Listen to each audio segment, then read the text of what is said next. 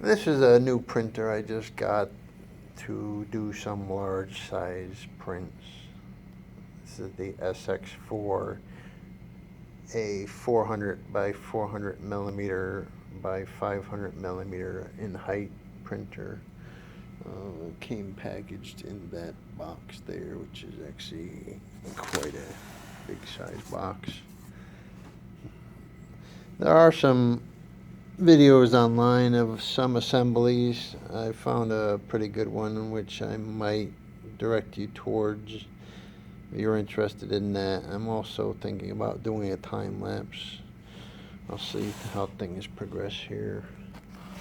Let's go through the packing list. Have a Z assembly with driver motor. There's another Z assembly here with the bearings on the ends. There's aluminum profiles. Two of these aluminum profiles also. 1 kg filament roll, and there's a 6 millimeter Teflon tube here also.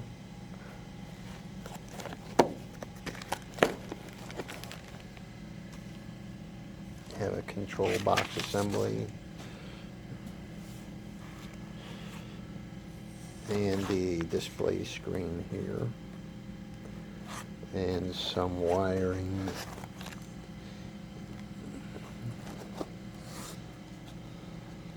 So that's packing list number 1. There was 3 layers of printer in this box, so we'll go through each one. We got the Sx4 packing list number 2. There's a assortment of screws here for the assembly. A USB cable. And we have 2 separate power cords. There's 2 power supplies in this printer. One for the heated bed and one for the controls. You have your XY assembly. Stepper motors on 2 sides. And there's a direct drive extruder with an all metal hot end. This is a larger size nozzle.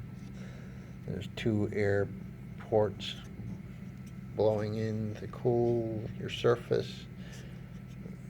The BL Touch auto leveling. That's number 2 packing list.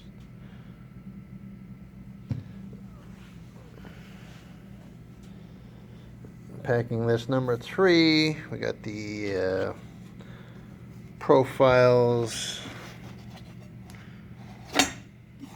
on both sides. There's a 400 by 400 heated bed.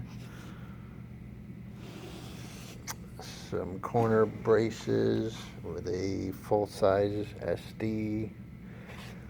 Some zip ties and your assembly tools, Allen wrenches, clips. And this printer does come with the polypropylene surface, which I actually do like quite a bit. I don't know if you ever used these, but they do hold a print firmly while it's hot, and when it cools down to room temperature or so, you come over, you just pull your print right off like it wasn't attached to anything. It's quite a nice surface to work with. I also ordered a magnetic peel-off sheet for this. I'm not sure how that would work out with a full bed print. Those tend to be a little difficult to get off because of, the surface and the magnetic contact with this solid piece there. So running a 400 square or something similar to that on here with a magnetic flexible bed might not be the best option. Then you would go back to your polypropylene. I have these for some of my other 3D printers. Like I said, they do work very nice. If you haven't had the opportunity to buy one of these for your printer, you should give it a try. If you're going to buy this printer, it's included. This is quite a large size build surface.